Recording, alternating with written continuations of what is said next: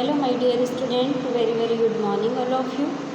Today I am teaching you the second chapter of your economics, statistics in economics. The name of your chapter is meaning, scope and importance of statistics. It is on page number 2.1. Introduction. First of all, introduction.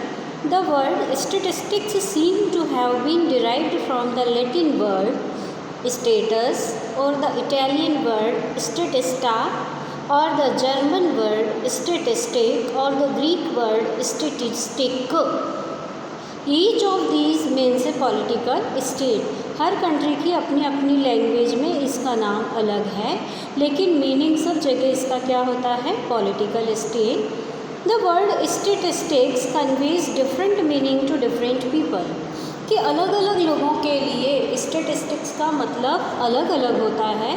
जैसे एक cricket का fan है, कोई व्यक्ति जो cricket match देखता है बहुत शौक़ से, तो उसके लिए स्टेटिस्टिक्स का मतलब होगा कि न्यूमेरिकल इन्फॉर्मेशन और data relating to the run scored by a cricketer.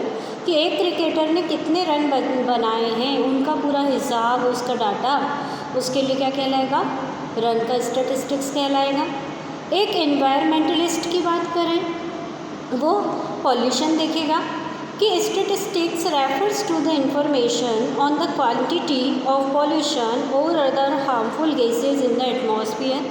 उसका स्टेटिस्टिक्स ये कहेगा कि अपने आसपास के एनवायरनमेंट में कितना पॉल्यूशन है, कितनी हार्मफुल गैसेज हैं.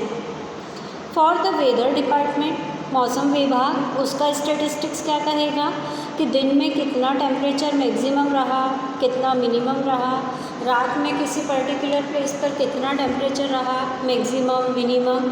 जब वो डिपार्टमेंट बात करेगा तो उसका स्टेटिस्टिक्स क्या होगा? टेम्परेचर.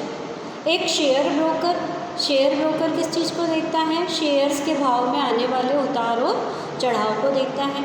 तो शेयर ब्रोकर का स्टेटिस्टिक्स से क्या मतलब होगा कि शेयर कितना भाव बढ़ा, शेयर का कितना भाव घटा, ये पूरा रिकॉर्ड उसके लिए क्या कहलाएगा? स्टेटिस्टिक्स कहलाएगा. तो डिपेंड करता है कि कौन देख रहा है, कौन स्टेटिस्टिक्स बता रहा है. सबके लिए अपना अपना अलग अलग हिसाब रहता है, उसका मीनिंग डिफरेंट हो जाता है for different people. Meaning of statistics. Particular किसी भी चीज़ का स्टेटिस्टिक्स का एक मीनिंग बताना बहुत डिफ़िकल्ट है. इसको दो सेंस में बताया गया, प्लूरल सेंस और सिंगुलर सेंस. प्लूरल सेंस में इसका मतलब बताया, it means a collection of numerical fact. Numerical fact का कलेक्शन क्या कहलाता है? स्टेटिस्टिक्स कहलाता है. सिंगुलर सेंस में क्या बताया?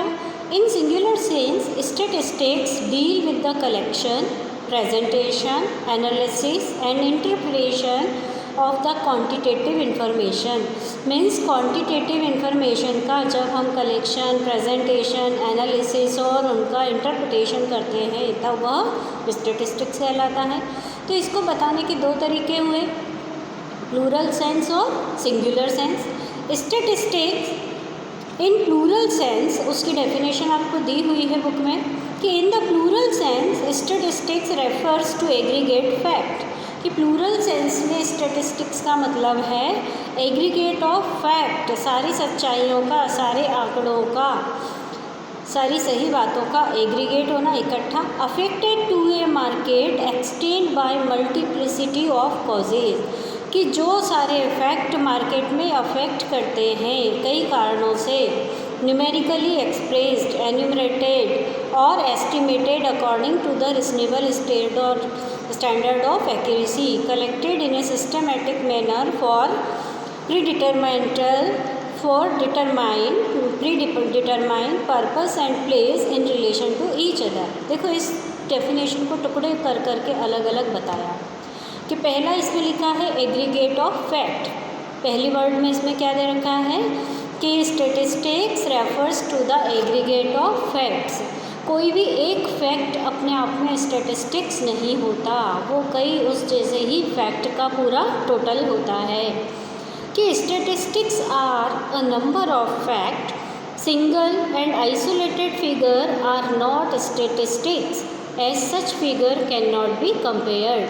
तो जब भी हम स्टेटिस्टिक्स की बात करें तो उसमें फिगर कैसे होने चाहिए? एक से ज़्यादा होने चाहिए. अगर एक ही फिगर है तो आप उसको अपने आप से तो कंपेयर कर नहीं सकते, कंपेयर करने के लिए आपको कुछ और भी डाटा चाहिए। तो स्टैटिस्टिक्स क्या है? नंबर ऑफ फैक्ट, जिसमें एक से ज़्यादा फैक्ट हैं, एक से ज़्यादा फिगर हैं। दूसरा, affected by multiplicity of causes, कि सिर्फ एक कारण से अफेक्ट नहीं पड़ता किसी चीज़ पर। स्टैटिस्टिक्स में कई कारण ऐसे होते हैं जो अफेक्ट करते हैं। Numerical figure data are influenced by variety of factors, कि जो न्यूमेरिकल फैक्ट होते हैं वो कई फैक्टर्स से अफेक्ट होते हैं। It is not an easy job to study the effect of any one factor separated by ignoring the other factor. किसी चीज़ पर अगर इफ़ेक्ट पड़ रहा है तो हम ये नहीं कह सकते कि पर्टिकुलर किस चीज़ का कितना इफ़ेक्ट है। क्यों? क्योंकि वहाँ पर इफ़ेक्ट एक से ज़्यादा चीज़ों पर पड़ता है। जैसे अपन स्टैटिस्टिक्स की बात करें फार्मर के लिए, उनकी खेती, कि अगर उनकी खेती या उनकी फसलें ख़राब हो गई तो फसलें ख़राब होने के पीछे कई कारण हो सकते हैं।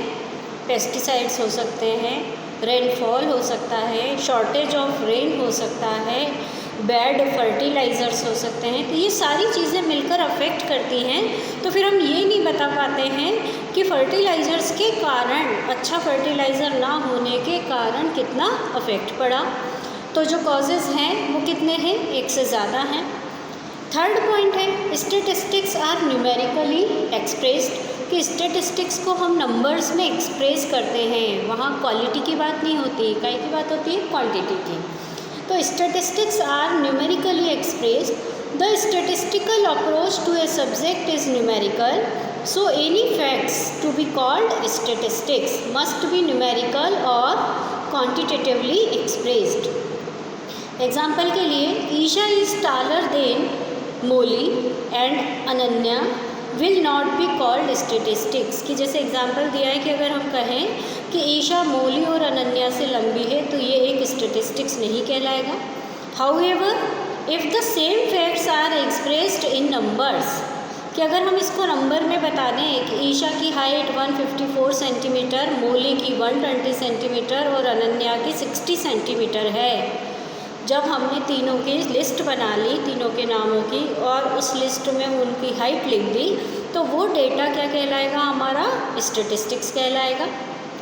Qualitative characteristics like intelligence, beauty, honesty etcetera can not be included in statistics, कि हम इन क्वालिटेटिव कैरेक्टरिस्टिक्स को, हम क्वालिटेटिव, जिसमें क्वालिटी बताई जाती है कि कौन कितना इंटेलिजेंट है, कितना ब्यूटीफुल है, इस चीज़ को हम स्टैटिस्टिक्स में शो नहीं कर सकते unless they are quantified by assigning certain scores at a quantitative measure of assignment. Last point है, statistics should be collected with reasonable standard of accuracy, कि जो हम स्टैटिस्टिक्स यानी डेटा कलेक्ट कर रहे हैं वो एक रीज़नेबल स्टैंडर्ड होना चाहिए उसकी accuracy. In statistics data collected with reasonable standard of accuracy, a high degree of accuracy as observed in accountancy और mathematics is not insisted upon in statistics because mass of data is involved. The process of generalization can be achieved with a reasonable standard of accuracy only.